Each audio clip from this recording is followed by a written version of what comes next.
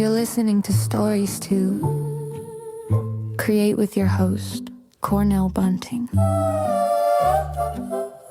Author, motivational speaker, and founder of ES Each Episode. Cornell sits down with inspiring voices to uncover the stories that shape who we are and who we're becoming. Get ready to listen, learn, and be inspired. The show starts now. Stories to Create podcast right here with the Chief. Yes. Welcome to another episode of Stories to Create podcast right here at EOS Club. I'm your host, Cornell Bunting. I'm so excited today because the long-awaited guest, and I know I had promised you guys him, a little bit back, but listen, he's here now. And so I'm really excited to bring to the stage and to you guys a man that has been doing it in Southwest Florida from as far back as 2000. Ooh, this is serious, people. And so we're going to dive into the world of what that look like, the accomplishments, the different things that have this gentleman right here that has been doing in the community of Southwest Florida, just making major moves. Listen, I'm talking about none other than Chief Fields. Yes, how are you? Welcome to the show, sir. Thank you. Good to be here. My goodness. Now, for a lot of people that don't necessarily know who you are and know about you a little bit, before we go into all of the other big stuff that's going on with you right now and what you're doing, where were you born? I was born in Brooklyn, New York. Are you familiar with that? Yeah. Yes, I know. Listen, we could have made a bet. I know a few people have probably made a bet. I was wondering. So this is good. So New York, you're like you got that Italian thing as well, huh? I'm a little bit of a mix, but European American, if you want to call it. I love it. Like close to Flatbush? Bed-Stuy, yes. Bed-Stuy. Okay. So went to school up there. After a few years, family moved out to Long Island, or Strong Island, as some may know it as. Yeah. I like that. So, Yes. so school was out in Long Island. Yep. Who was Chief Fields in school? Like athletic? What was that? I mean, just average. I don't. I'm pretty humble. I don't see myself as anybody special, but Yeah. I was, average student. I did like my athletics. I played just about every sport. Okay. And when I got old enough, or just before I got old enough, I like my cars. Yeah. That is awesome, man. Yeah. And with the way New York is cold, the snow and all that stuff. Yeah. What was that like with the family? Did you have to do a lot of shoveling of the snow? Mama had to yell at you? So I'm the oldest of six. Okay. It's me, three sisters, and then two brothers. Okay. So yeah, I had my share of responsibilities. Yeah. I learned about all those responsibilities, doing the chores, taking care of stuff at a very young age, and I didn't mind shoveling snow so much that when I was little, I used to go out and shovel people's snow for money. Look at you! That is amazing. I was going to ask you if you were doing a lot of delegating with your siblings, but no. Hard work was I never shied away from. So yeah, I love that, man. With everything, and back then, New York, I know you guys were on the rise with the hip hop and all that stuff. Was you into that type of music? I'm pretty much into every type of music. I mean, if you look at my playlist, I mean, there's all sorts of stuff in it. It's every genre possible. That is beautiful. What make you wanted to come to the Sunshine State? What? Obviously, the sunshine, the warm weather. It's nice to be outside. Nice to be outside or outdoors. I love being outdoors. Yes. I don't even mind this little cold snap a cold spell we just had. Yeah. It was nice. It felt good. Yeah. That was the nice. heat's right around the corner. But Yeah. I had a good friend of mine. He was down here with the law enforcement agency, and I always knew I wanted to do this. Right. So when I was of age and I was eligible, I took the NYPD test. Okay. And I did well enough. I got called, and I also applied down here for the local academy at the same time. Okay. So I was at a fork in the road. I had a decision to make, and I chose down here, and I don't regret it now. Man, that is really cool because from what I could understand, what they pay the New York cops is way bigger than what they pay any other state. Is that something that's true? Not necessarily. So back in, late 90s, early 2000s was the salary up there was the same down here. Oh, it was? Okay. Yes. Okay. But there's so many different municipalities and villages, and each one has their own police department. So the pay does vary. Okay. Okay. Yeah. But New York does, in some areas of New York, has an extremely high salary, yes. Yeah. Wow. Now, you decided to move to Florida. You would up the whole family, or you just by yourself first? Well, at the time, it was just me, my wife, and my oldest daughter. Okay. She was just born. Yeah. I came down here, and I focused on the academy because I knew I had to, without the academy graduation, I didn't have anything after that. So I needed that first and foremost. So that set the foundation, and I got picked up by Fort Myers Police, and been doing it ever since. That's amazing, man. You know, some people get excited about the police academy, as you mentioned it, because of what they did with that movie. I don't know if you remember when Police Academy 1 came out. The comedy movie? Yeah. Yeah. When people see that, how realistic or how close is that to some of the training that you got to go through? You're jogging my memory here for Police Academy. It's a little bit, but it's mostly on the comedic side. But there's always a little bit of truth in there. Yeah. And there's, I still, to this day, I still work at the Police Academy. Oh, amazing. So, yes, I love to teach. I love to instruct. I love to train. And I'm out there every morning with the recruits doing the physical training and trying to instill a lot of good habits for them to carry with them throughout their career. Wow. So, because you've now been in from 2000 to now. That's 26 years, man. Yep. That's a lot right there. Now, time flies. Time flies. I know a feel like this because, in the earliest, because now you don't see the crime so much now. In your earlier years, did you get to have to deal with a lot of that type of stuff? Yeah, definitely. And I think that helps. It makes a well-rounded officer because they see, just like in people, we see the good and bad and everything. We see the positives, the negatives. And we weren't a great city back then, but we are doing really, really well now. Yeah. And I think we're using that momentum to make us even that much better. How you keep your wife calm for knowing that you're in a job that she could get any type of news at any time? The reality of it is anybody, anywhere, at any time, something tragic could happen. Right. Whether it's a car crash, whether it's somebody doing something silly in a restaurant, anything could happen. Right. But the big kicker is her dad was a cop for 24 years up in New York. Okay. So she already had that that mentality.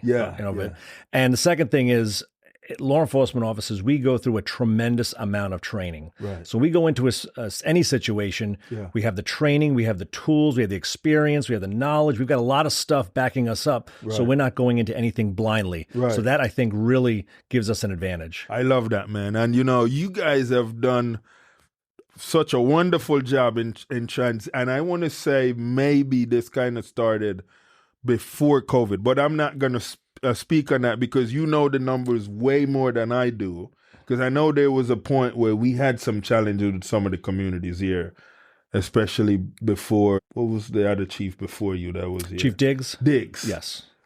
How far you feel you guys have come since that time? I think my biggest thing was I wanted to rebound off the platform that he set for us. Right. He did a tremendous job. I can't compliment him and his command staff that he developed around him to combat violent crime. He set out to do that, and we really knocked it out of the park. I was happy to be a part of that, along with all the other supervision, all the other officers, the supporting civilian staff. Everybody really did a phenomenal job, and we're reaping the benefits of that now. Because our violent crime is severely down. So I'm happy to report that. Happy to say that. I got to say, because I now see that you guys even now have good relationship with people in some of the communities. Yes, that was one area when I took over. I said, I really want to capitalize on that. I think that was the missing piece that he didn't get it up. He didn't get a chance to finish out. Right. I know that was on the cusp, but I knew that, and I got a community policing background. Right. So I know the value of working with people, working with not only people within the community, but all our local, state, federal law enforcement partners, our amazing state attorney's office. We really have developed a ton of good quality relationships out there. Right. And all of that combined makes us a force multiplier to reduce crime and to bridge those gaps and break down walls and barriers, just to make sure the police and the people that we serve, whether they're residents or visitors, is really firing on all cylinders. I love that, man. And with some of what you're doing now, some of the focus a little bit is on these youths that we have finding themselves in the juvenile system, then going into the prison system. How we, working to prevent more of them not getting there. Yeah. So we have a juvenile unit that goes after our most violent, dangerous juveniles. They have a number of tactics and strategies and initiatives that they implement, and it's kind of like the junior model of our group violence initiative. Okay. These are all, I call them the tip of the spear. I mean, they're going after the most dangerous, violent people, and just the isolated ones. We're not just blanketing and going after anybody and everybody. The ones that really are doing the most damage out there, we are hyper and laser focused on. So we have that. Now that's on the enforcement side, and there's always a educational piece to it. So we want to try and help them with whatever we can. Some people don't want help, and that's fine. That's what the jail's for. But we also do a lot of work within our community engagement. We attend a number of events. We try and get as much preventative and crime prevention tools out there. And our SROs have the most contact, law enforcement contact, with kids in middle school, high school, elementary school. So we're trying to educate them early on, whether it's safe driving, stranger danger, stay away from drugs, everything. We want to try and make sure they become and grow up to productive citizens. Now, recently you guys have upgraded your IT department and all these different... Because you guys even have a robot dog. No, we don't have the robot dog. You guys don't have the robot dog. That's our partners over at LCSO. The partners, okay. Yes. But the IT area or the IT component of what you guys have doing now, how many changes have you guys made since the switchover? So the technology piece, I will give a shout out to Chief Diggs. He brought in that Intel unit, and I believe we had the first one or one of the first ones in all of Southwest Florida. Right. And that really helped us to track, to monitor all those technology components, whether it's the body cams, whether it's additional video cameras, and all the different programs and dashboards that we have access to now. Really take the investigative process and just shrink the timeline down. So we're able to catch criminals, we're able to locate them, find them, monitor them. It's really amazing the technology that's out there. And it's getting faster and faster. So we're constantly having to keep up with that technology as part of our crime fighting efforts. That is beautiful. Now, one of the things, in the recent conversation with the fire chief, he was saying that, and I don't know if this is every month, once a month, all of you guys meet and you guys kind of make sure everyone is on the same page. What is that looking like for you and your department? So I'll do you one better. We meet daily. My command staff, which is myself, my deputy chiefs, I got my chief of staff and all my captains. We also have our legal advisor, PIO, a public information officer. We meet daily, every single day, and we go over, what happened the last 24 hours? What's coming up the next 24 hours? So that's a daily meeting. We also do, and every 3 weeks, we have what's called a city stat report. And we look at everything happened the last 3 weeks. So we are staying focused and current with everything. We look at problem locations, problem areas, all the arrests that we got. We also look at our successes. Hey, how many events did we go to this 3-week period? And so we look at stuff not only daily, but I mean, obviously there's other reports that I review weekly, monthly, and then annually. And we're just finalizing our annual report right now that we're going to be publishing on our website. That's beautiful. And I know a lot of my listeners are curious, with the development of downtown Fort Myers now, with all the new restaurants coming out, bars and club and all these different things. How prepared are you guys for all that traffic that's getting ready to come into downtown? Very prepared. And we've been prepared for many years. After... we've seen a couple incidents happen downtown, and we partnered with the city and said, listen, we need to get more security there. So we've got the downtown cameras. You might see those camera towers that we deployed. And we'll deploy those throughout the city, depending on what goes on, what's going on, and what location. We have those towers as a crime prevention. They have cameras on them, so we see what's going on. And we're going to be adding to those. Okay. So we're ready for the growth. More importantly is the city has a special events. Right. Or the words escape me right now, but they're actually meeting right now. Okay. But there's a group that meets, and any special event that is going on, there's a full operational plan. Right. It doesn't matter if it's a simple art walk on a Friday Right. or a major event like we got the 2 Edison parades coming up. Right. 4th of July, New Year's Eve, whatever it is. Right. That group ensures, and it's made of all city employees. So us police, us fire, public work. I mean, everybody's involved in making sure we have safe events. The barricades as well, throwing the barricades. Yes. You guys have some pretty solid barricades. Yeah. There's a lot to cover, so I'm trying to just give you some of that quick. No. I love that. And, one of the things too, and I know, individuals been asking, but there's not much been happening over, I would say, probably the last 2-3 years. But which season or events that happen down there that bring you guys the most challenges? Emergency management. That was it. That's what I was saying. It clicked on me fast. So So really, we don't have an off season. Okay, right. It's not like sports. We don't have an off season. We're constantly training. We're constantly going at it. We're constantly revising. Right. Obviously, during the nicer months between January and April, we see the most. We've got the snowbirds that come down, right? And we see the most events in the downtown area, right? And with the parades, so that's probably our biggest season. But then it kind of ebbs and flows a little bit because in the summertime you have the schools are out, so you get a lot more kids out there. Yeah, and it kind of fluctuates a little bit. But I love that, man. And I see now a lot of the schools are cooperating with you guys now. Oh yeah, we have a great relationship with the school board and the superintendent, Carl. I mean, great. We talk. We always work on any kind of projects or challenges. We have good communication going back and forth because we just want, first and foremost, safety for every student, teacher, faculty member, SRO, everybody, bus drivers, anybody it's in or around the school. Safety is the utmost importance. I love that. For individuals that are saying, "How can we join your team? What is that possible? Is there any opens?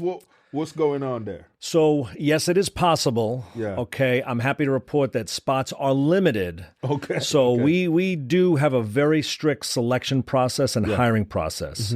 So you've got to start out with obviously the application first. Right. There's a physical standard. We do an interview, psychological, medical. I mean, there's a number of steps that go through that an individual applicant will go through. Right. And a lot of people get removed from the process or they remove themselves from the process. So we might interview tens of people or tens of people might start the application process. However, we might only hire 1 or 2 people out of, I don't know, 20, 30, 40, 50.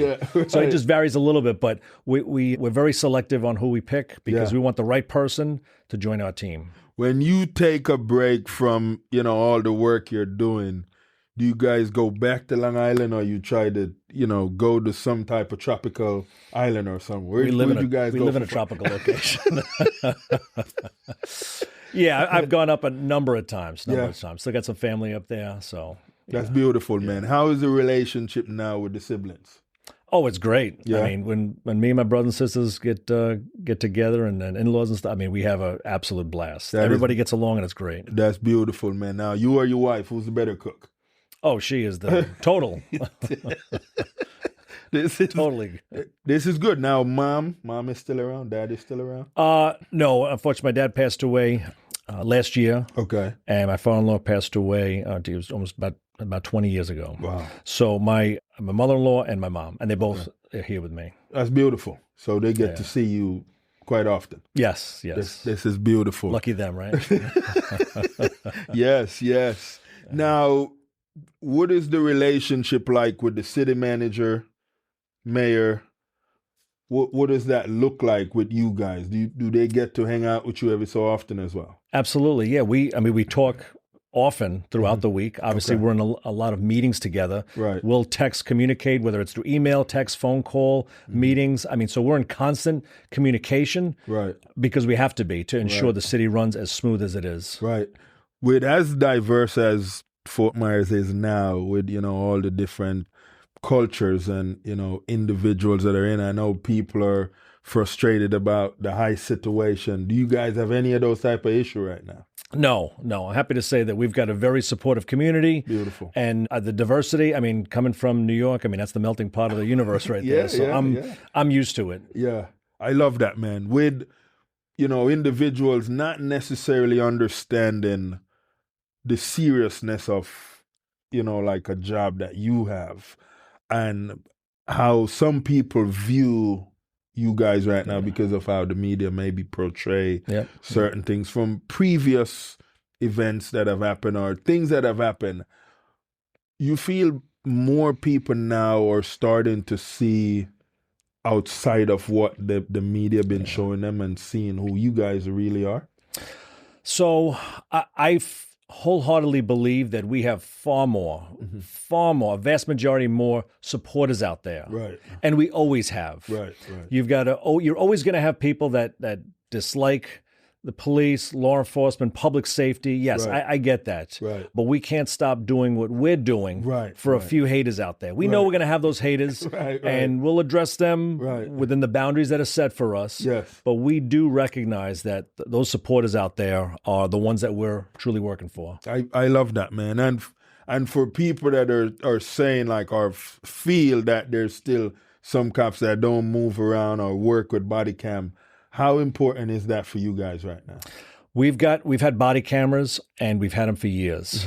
I think back and this is before my time, but I want to say when I first came out, we still had in-car cameras with the VHS tape. There was a big lockbox in the trunk. Right. So, and that was before me. So probably, I don't know how accurate it is, but I think in the 80s is when they started implementing that. Right. So we've had that pair of eyes watching just about everything we do, everything can capture on camera for decades. So it's nothing new to us. And I know that everybody's more than willing and happy that we have those cameras because it tells the full version of what we're seeing. Not somebody who might be 2 blocks away holding a cell phone. They captured 2 minutes of an entire incident and not giving the full picture. Right. So. And that was one of the things I think for a lot of people get frustrated about because they don't get the full story. They just get whatever they feel can maybe make you guys look a certain way.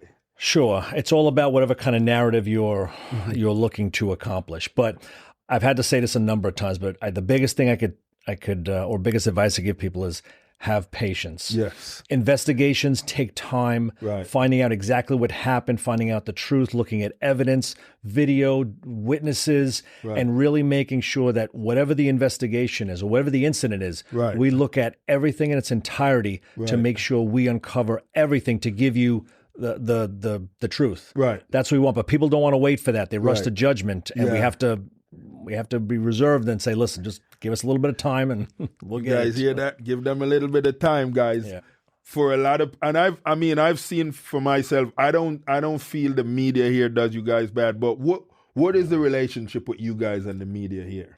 I think it's really good. I mean, they call us constantly, they email us constantly. I invite them in. We've done some trainings with the media. Beautiful. Some of them even text me a few times, says, hey, we want to do a story on this. Could we get a little soundbite or could we get some information on it? So I'm happy to either do it myself or facilitate it to the subject matter expert because we've got a ton of subject matter experts over at the PD. I love that.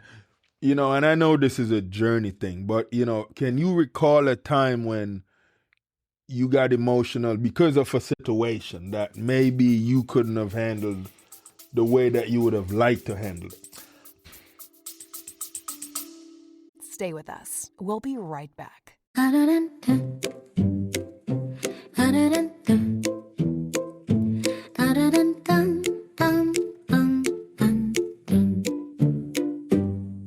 Every young person carries a story. A story of hope, of struggle, of dreams waiting to rise. But in too many undeserved communities, those stories go unheard. At ease, Inc. Everyone has a story. We believe every voice deserves a chance through mentorship, empowering programs, and storytelling workshops. We help youth discover their purpose, strengthen their mindset, and build a future they can be proud of. From classrooms in Jamaica to communities across Southwest Florida. ES is changing lives, one story at a time. but we can't can't do it alone. Join us, become a mentor, volunteer, donate, help us fuel the next generation of leaders, creators, and change makers. Visit ahasink.org today, because when you help a young person share their story, you help them change their world.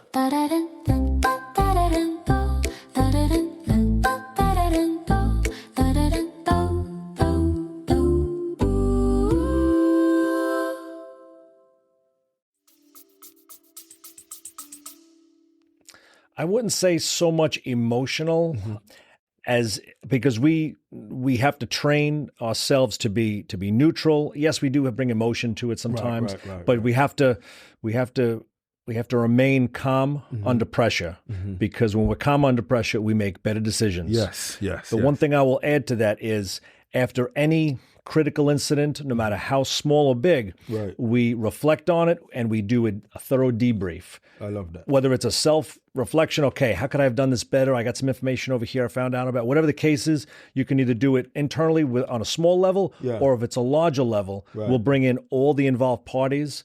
And, okay, how can we make this better? We're always seeking improvement to get better. Even if it's by this much, we're always looking to get better in everything we do. So there's been a narrative that's been created, and I want you to clear this for everyone that, have all this misunderstanding and all these things. They say if a female called the cop and say a guy hit her, even though he didn't hit her, but he called and say hit her, once the cop get there, they're arresting the guy. Is that factual? No, true? Absolutely not. Absolutely not. We work on evidence. Okay. There has to be something there. Okay. You guys hear that? Okay. So we good with that now. So with a lot of, and I know few other counties are, and I don't know how I want to put this in a good way. So because you have situations that have happened in other counties that do paint a picture, and the cops make some of them look bad a little bit. I know you guys was wrestling with the whole trigger happy type of situation where they were talking about cops that are quick to pull their gun and all these different things. For listeners or the watchers, what could you say to them to help them best understand what is the procedure when you guys are put in a situation where you have to make your best judgment? So a couple things immediately come to my mind. I have never met a law enforcement officer that shows up to work and says, I would like to get into a deadly force situation. I've yet to meet an individual. No. The last thing we want to do is get into that deadly encounter. Do we have to sometimes? Yes, we do. That's part of the job. And we're trained for it. The other thing is, you talk about trigger happy, stuff like this. The amount of times, let's put it like this, the amount of contacts law enforcement has, whether it's local or national, is locally it's hundreds of thousands, nationally it's hundreds of millions or billions, whatever it is. And the amount of times that law enforcement has to use their weapon, like fire a gun at somebody, is extremely, extremely small. Maybe once a year, once every other year, we do it. And we have tens of thousands, if not hundreds of thousands of calls for service every year. The percentage is extremely small. Beautiful. What happens is some of these are very, very isolated incidents, get a lot of exposure, and then all of a sudden that snowball just grows. But I mean, there's a whole bunch of stats you could find, FBI stats. So those two important things is, I don't know anybody that shows up to work saying, I want to be engaged in this, because it is it can be extremely traumatic or tragic if you have to actually be in a deadly force situation. And those chances are 0.00000. I love that you addressed that there. And, for individuals that, because there was this rumor, and for me, I can look at it as rumor, because people were saying, well, if you call in and you trying to help Crime Stop or whatever, and you snitch on somebody, then they tell whoever the person is, and so people are scared to do that. No. Crime Stop works much more efficient than that. They're not gonna do that. No. Yeah, you guys are hearing that. We're clearing the air on a lot of these things, because you still have different arguments that get put out there on you guys. And I know there's all these different pictures, but it's always good when they can hear from you guys and know that's not the case. Arguments, rumors, couple words I keyed in on. Yes. What I would like to say, I do this often. I don't remember exactly where I heard it from, but I know it's been out there for many years. Trust but verify. Trust but verify. Trust but verify. I believe you're telling me. I believe what you're telling me. Yes. But I'm going to just verify that. Yes, because not everything that people tell you or everything you see is accurate. Yes. Or going to be the truth. So I encourage people to do their own homework. Right. Do their own, I don't want to say investigation. I don't want to get too much. But just, seek it out, ask a few questions. Yeah. Seek out the truth. So, I got to say, recently, we had an event where the festival here, the Fort Myers Dunbar Festival, acknowledge you and, your body of work and what that was looking like, just to see how they really looked at a lot of what you've done and where you are now. It was just so beautiful. But you being here and just dedicated to here, what made you stay? So quick shout out to the Dunbar Festival Committee, great group of individuals, and I was proud, honored, humbled to be honored and recognized for that excellence award, and I accepted it on behalf of all the hardworking men and women that wear the uniform and all the supporting staff, because without all of them, none of this is possible. So I accepted it on their behalf, and so yes, second part of your question, I'm sorry. What made you stay? What, because you've been here for a good little bit, and you've dedicated amazing time with us, and served the community in a way that is just, we don't have a lot of individuals that can say that. Maybe not a lot of individuals, around. They're out there. I work with a ton of individuals that are dedicated and ready to keep going. And that's me. I'm still ready to keep going. I love that. I think I have a lot more to give, and I'm going to give till my last till I retire. I love that. My last working day. I love that. And I know there's been a lot of changes over the years, but from early 2000 to now, you feel like you guys are at a place where you can say, what, I think the community understand us better now, understand what we do better now, and we are better at what we do now. Wholeheartedly. And how do I gauge that? How do we don't really track people liking us. Right. But when I see a number of organizations wanting to partner with us, inviting us to all kinds of events, people dropping off, people dropping off cookies and pizzas and stuff like that constantly. Kids in schools writing thank you cards. I mean, every day somebody's doing something for us. Amazing. So that really speaks volumes. And the way that we are doing it is not with that heavy-handed approach, because we've actually seen our arrests go down. So we're not arresting people for everything. Okay, but also our crime's going down. So you would think it'd be the opposite. You have to arrest more people to get the crime to go down, but we're not. So the strategies that we're implementing and the initiatives that we have are the right combination. And what we look to do constantly is to tweak it. How do we make it a little bit better, a little bit better, a little bit better? So we go to trainings, whether it's locally or somewhere nationally. We're speaking to law enforcement executives. We're engaged in a number of organizations out there that is at the top of their game, and that's where we want to stay, because I believe we wholeheartedly are at the top of our game. There was a time when certain communities say when they call, you guys take longer to get to them than certain other communities. I know you probably have heard that. How can you speak on that? And then just to kind of help individual understand what your responses times are.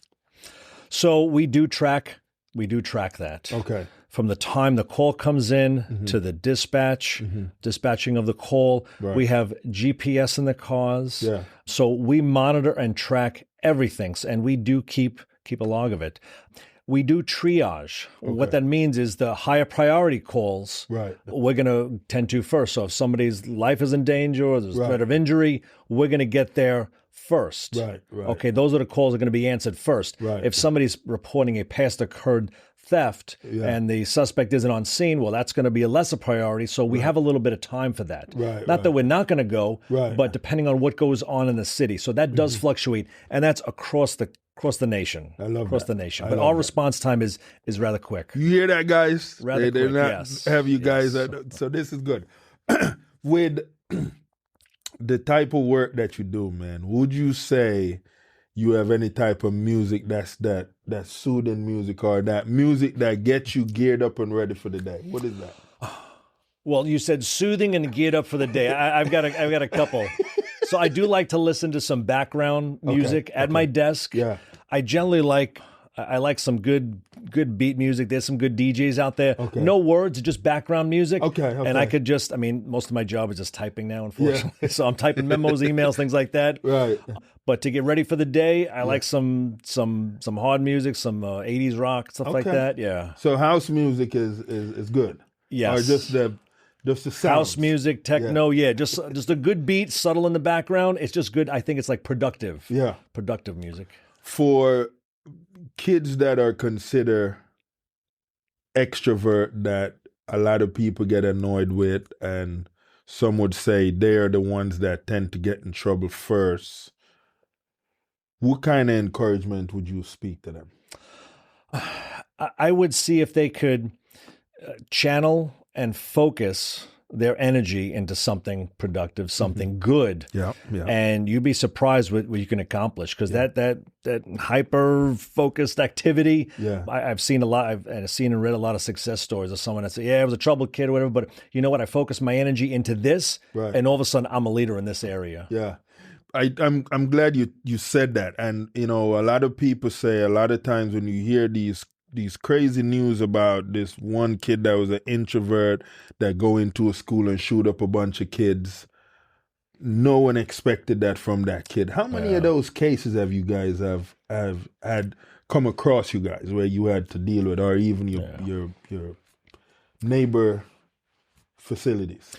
So as law enforcement has advanced, we don't want to always be reactive. We don't want to show up after the damage is done. Right. So we are extremely proactive, Yes. which means we partner with all our surrounding agencies, and we have threat assessment teams that go out there and look into this. We work not only with the schools primarily, because that's where the kids are going to be, Right. but at any kind of complaint. We're constantly, combing the internet, combing social media. Yes. We're looking for little cues and stuff that we could bring to this group, and how do we have to vet the information, make sure it's accurate? What kind of precautions can we put in place? And yes, we've had some success stories. We believe we stopped either some type of mass shooting, Right. or somebody doing damage in let's say a church or a restaurant, things like that. So we do have a lot of these tools that we use, and it's constantly. Yeah.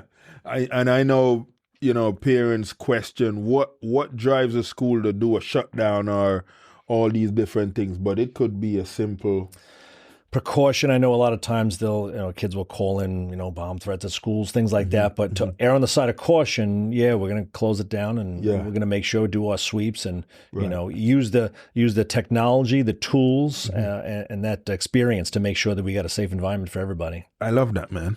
What's your go-to meal? My go-to meal, quick and easy. I like pizza with black olives. There you go. So you got the sauce thing going too. You like that pasta type of stuff going there as well. Yes. I love that, man.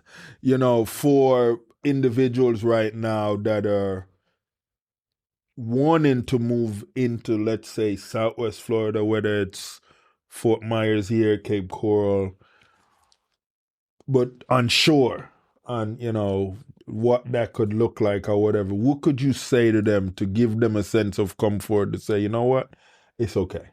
Oh, it's very okay. Yeah. It's very okay. Obviously, I always encourage people to do their homework before you make a major career move. I'm not the impulsive type. Right. So I encourage people, hey, listen, go do your homework about it. Yes. Check out the areas. Check out this. A lot of stuff you could just at your phone, at your fingertips, you could find out a lot of information. But we have an unbelievably safe, thriving Right. Southwest Florida. I love that.